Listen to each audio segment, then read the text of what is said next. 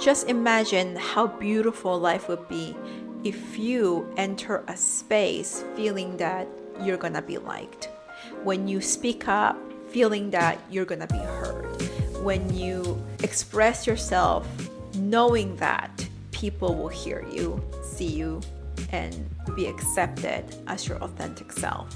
Doing this work will completely change your life. This is the key to becoming a successful leader, influencer, entrepreneur, being on social media, whatever you like to do and become really good at and successful at.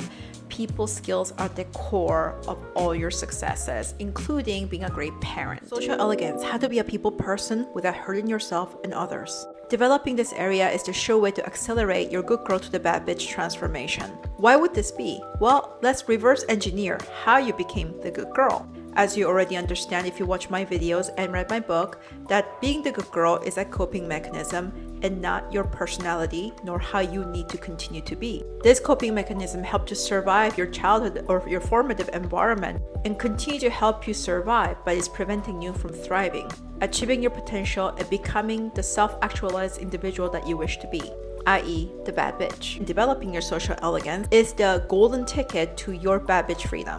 In your childhood, the only way you could survive the chaos, immaturity of your parents, and the dysfunction in the family home was to be a pleaser. This becomes a habit when you pay attention to your internal motivation, and the intention that controls your conduct and decision making is to be a good person. The problem with being the good person is that you end up doing harm to yourself in your progress, stunting your growth, your reputation, but also you can do harm to others. The problem that you face as the good girl is that you lacked exposure, and how you were socially trained was based on how to cope in dysfunction. In dysfunction, the norm is scarcity. If you want to have a healthy, happy life, an abundant life, then you need to retrain yourself in your behavior and in your communication skills on how to become charismatic. This isn't only about winning some popularity vote at the workplace or as an influencer or entrepreneur online. This is about having sustainability when it comes to your influence and leadership. The best people to think of are the Obamas, or even someone like Britney Spears. Why do we love the Obamas? Why do people continue to vouch for them? Why do people love Britney Spears, where her memoir has sold over 1 million copies, even though she has been inactive as an artist for almost a decade? All charismatic people have two things in common. First of all, they're very good at something. They're highly competent in their line of work. But more importantly, they are warm. They have fantastic people skills. This is a shortcut to your bad bitch freedom. You've heard of the saying that how you make people feel is what they remember. Nobody remembers what kinds of lawyers the Obamas were. Were they good lawyers? Nobody even cares that they went to Harvard at this point. Nobody knows what cases they've won. But we remember how they speak, how they act. It makes us to want to follow their leadership. Well, what about Britney? She is really good at something. She knew from very early on that she was a highly competent performer. She could outperform all her contemporaries. She had a very charismatic stage presence. She really focused on that, and it didn't matter too much that her musical skills or her singing skills were just average. Contrary to expectations, she outperformed highly competent singers in her contemporary, like someone like Christina Aguilera. The difference between Britney and Christina is that Britney is warm and Christina comes across very arrogant. Christina allegedly has pissed off a lot of famous celebrities, people who were there much before her because of her arrogance. She had pushed people away. She also did not collect as many fans due to this reason. People remember what Britney makes them feel. You see how social elegance is the best investment you can make for your career and your business, because the real bad bitch knows nobody succeeds alone. Social elegance and becoming the bad bitch is about embodying leadership and power. If you know that your formative environment has trained you against having those traits, then here are the 5 steps on how you become socially elegant. Number 1, have self-awareness. Know what kinds of reactions you default into. When it comes to a situation of social threat, for example, you feel like somebody is not really into you, or they're not opting into you, or they're not really believing in you, or they may even want to subtly socially attack you or disrespect you. Everyone has a default coping mechanism. You either want to overshare, overgive, or avoid the situation completely. You have to become self-aware of what you default into most of the times. You will exhibit a combination of these different traits. However, you do default into one or two more than the others. Self-awareness is just noticing what you do without judging. This is very important. Second, you must have awareness of what empowered behaviors and communication looks and feels like. You have to accept the fact that you have to become powerful and have the intention to embody this. Remember, it's about progress and not perfection. Becoming powerful means that you become long-term minded. You think about what you want in the long-term outcome when it comes to a situation or a relationship, and you must act according to that. Become abundant minded. For example, wanting to save a bit of money to have a long-term consequence, not a good idea. Or to blur something out in the moment to get instant gratification, that's also a scarcity mindset. An abundant mindset is about looking at the long term and choosing your behaviors accordingly. The awareness step is about just knowing what would be the most ideal action, or what would it look like for you to embody power in this situation or in this relationship. Awareness is also about understanding and working on shedding your ignorance around different topics around the world, different types of people's experiences and cultures. Oftentimes, nice people will do nice and polite things that actually greatly upset people. For example, I tell the story of a white woman who was a social justice warrior for Black people, especially during BLM. That woman in the same conversation dismissed my experiences of experiencing microaggression and racism as an Asian female. She even said to me that with light skin, there's no way I could experience racism. She was completely ignorant, and her social justice persona was completely missing the point. Yet, she wasn't willing to look at her ignorance even with my explanation, because she had this need to be right. So in that situation, I had to embody my power and walk away from it rather than continuously staying there, wanting her to understand my perspective, because then it will put me in a situation where I'm over-explaining. It is not my job to awaken and educate somebody who doesn't want to be educated. Over-explaining the situation would mean that I lose my power and potentially should be much less interested in finding out more. Whereas when I cut it off and I politely walked away, potentially that will awaken her curiosity, or that tickling sensation of something being unresolved could prompt her to do more research. Regardless, embodying power is not about control. It's about doing what's best and what's right for you, and that in turn will be the best and the most helpful move for the other person as well. You may know what you need to do, but you may not be able to do. That's what the third step is about: emotional regulation. It sounds complex, but the easiest way to emotionally regulate yourself is to pause. Before you react, before you do something or say something, or even avoidance and withdrawing, that's also an action. That inaction is also an action. You make a mindful pause here. For example, that woman who wanted to be right, in the process dismissing my experiences, she was dysregulated, and that's why she needed to be right. In that case, if I'm dysregulated as well, the conflict thickens even more. So for me, it was about pulling back and taking a pause and knowing that I do not control the situation. I do not need to be right. Once I do that and have that intention, then I can choose the right action to respond in an empowered way. If you're severely triggered, definitely that's something that you need to look at even deeper with somebody.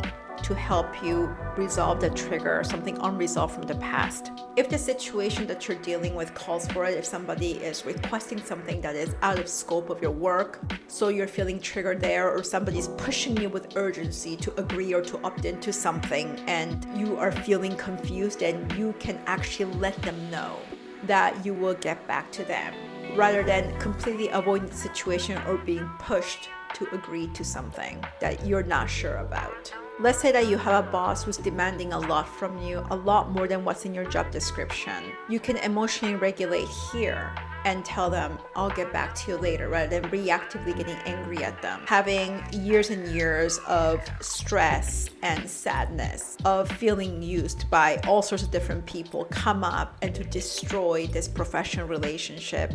You can take a pause, you can take it away, resolve it, and talk to somebody who is wise and can help you navigate this area. Then come back and give them a clear, concrete answer until you're ready to have a conversation with that person in a calm and cool, collected way. Being matter of fact about your job description and what it's supposed to do, and what is outside of the scope, that you'd be happy to fulfill these needs as long as you are being compensated for it. In order to get there to that regulated state, you will have to do several things. One is taking the pause. Second is to have a drink of water, something like that, whatever will help you regulate yourself. Another thing you can do is to talk to somebody. We already mentioned that. But the other thing that you can really get into in terms of more in the mindset is to become curious as to why this person is behaving this way. Rather than jumping to conclusions, become curious, and that will help you regulate yourself back down to becoming that cool and calm, collected, logical person, rather than allowing your primitive emotions, the hurt and the pain, the shame, the guilt from the past from taking over. Listening skills are very important. It helps you pause, to become more aware, and to emotionally regulate all at the same time. When you're curious about something or somebody, then you become investigative rather than jumping to conclusions or thinking that this person's against you or they disrespect you or want to harm you. Being in this mindset is extremely unhelpful. It will make you very reactive. When you go back to what I call reliving the experiences of a scapegoat, you completely lose power in the situation. Again, if you've done this or you are doing this right now with something, I want you to know that it's about progress and not perfection. Even people who have trained for many years, like myself, can sometimes make mistakes, especially when you have a lot of charged, difficult things happening in your life. Even more so because all of us have a certain amount of capacity to handle adversities all at once or conflicts all at once. And I've certainly been in a situation where I didn't handle something the best way I could. So if that's you, you have to understand that self-compassion is the way to emotionally regulate well. This is how you're going to turn something around. If you've been losing power in a situation, you can regain power by doing this well. Many of you will be able to relate to this quite a lot if you are in a situation with somebody quite difficult or someone that you may even call a narcissist. When you become curious, you can also look at the situation that you're in, because we can't always leave a situation. There may be too many complications or too many ties around it. Then in that case, as you become curious, you can look at how can I leverage this situation or this person to improve my portfolio, to build my reputation in some way, to build certain skill sets, or what you can add to your resume. The most important thing here is that you are handling this situation well as an empowered leader, but you're certainly not planning to stay here longer than you need to. Too many times people find comfort in adversity, comfort in scarcity, comfort in difficulty. You must make sure that you do not do that. Fourth is intervention. We already mentioned the abundance mindset, looking at the long-term goal, looking at what actions require for you to reach the long-term goal. How would you like this relationship to be in the long term, and choose your actions carefully. These are interventions. They're interventions because they're not your automatic reactions. They're intentional responses. Intervention is about looking at what you normally do, seeing how that's unhelpful, and intentionally choosing the healthy, helpful action.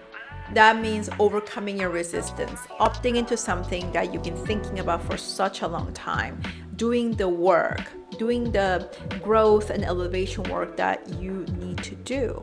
All of that takes a lot of courage, and the intervention and the next part, response, does take courage. You have to drop the courage because fear doesn't disappear. Doing something you haven't done before, there's always fear attached to that. Courage is overcoming the fear and taking action that you know is going to give you the best results, just going for it. And as always, there's no absolute guarantee or certainty that when you do this, everything will be fixed. But again, a great life is a combination of many good decisions and empowered decisions you made along the way. Knowing that you just need to move forward and take the empowered, helpful action anyway. Fifth is the actual response. Many times when you're dysregulated, you avoid. You don't get back to people, you forget to text people back, which is quite the opposite, but also a dysregulated behavior to responding to people too quickly, or feeling pressured, or having this unhealthy urgency around needing to give an answer or needing to react to a situation. You get back to the person, then you say something like, "Thank you for offering." Let's say that you want to suggest something else, or you know that you deserve better. How would you feel about another idea that I have in mind? Would you be open to hearing that? A dysregulated person will hear something, interject, and blurt things out. A regulated person will do all of this within seconds and present an idea in a way that is highly receptive, more likely and highly likely for someone to receive because of the warmth and the social elegance that you portray through your conduct and your communication. Response is also expressing how you feel instead of blaming somebody. "Oh, you did this." When you regulate yourself, you have the capability to say, "I felt this way. I'm wondering how you felt as well." You have the capability to ask somebody how they feel about a situation, and you also feel open to share appropriately, influence the person to the long-term goal that you want to have out of the situation or the relationship. You share your feelings as well. Repetition is key when it comes to becoming a great people person, embodying charisma, and being social without the fear of hurting yourself, your reputation, or other people.